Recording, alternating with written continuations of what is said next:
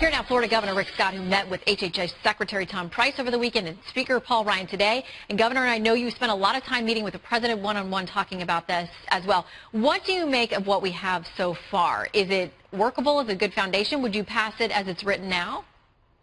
Well, Shannon, you know my background. I ran the largest hospital company in the country, and my family grew up without health care. So this is very important to me, and we know Obamacare is an absolute mess.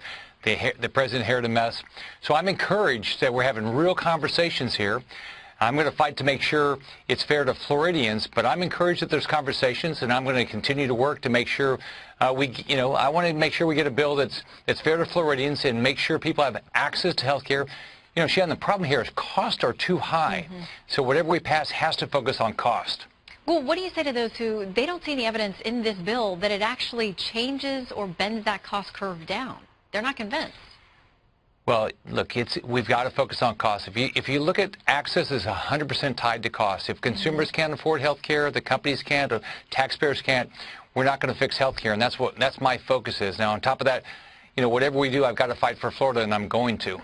Okay, let's talk about Medicaid, because Florida did not take the Medicaid expansion. That's one of the really hotly contested issues in all of this stew over health care. There are some senators who are conservative GOP senators who say, listen, if you don't keep the Medicaid expansion going, it's been critical in my state.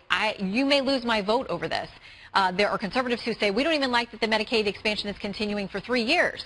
Where do you come down on this? Because you made a very bold choice that you thought was the best for your state, and you've taken heat over it. Sure. Well, look, we know that the way they've done Obamacare, it's not sustainable. Costs have gone up. Taxpayers are not going to be able to pay for it. It's caused all of our premiums to go up. So it's got to be repealed.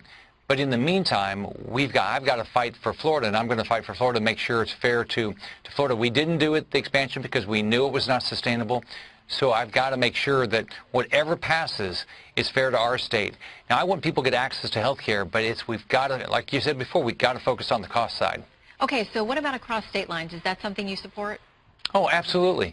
If you look at it, you want to drive down health care costs, allow people to buy whatever insurance they want, don't tell them what to buy, make sure you have more competition. Part of that is still across state lines, and reward people for taking care of themselves. Those three things will drive down cost.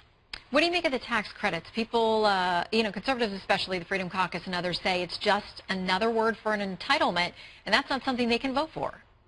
Well, here's what you have to remember. This is way better than Obamacare. With this bill, if this bill passes, it's way better than Obamacare. I think there's a lot of things we can improve on. I want people to have access to health care. I want them to be able to afford health care. So I think, this is a great starting point, and I know we're going to keep working on it. All right, Florida Governor Rick Scott, always good to chat with you. Thank you.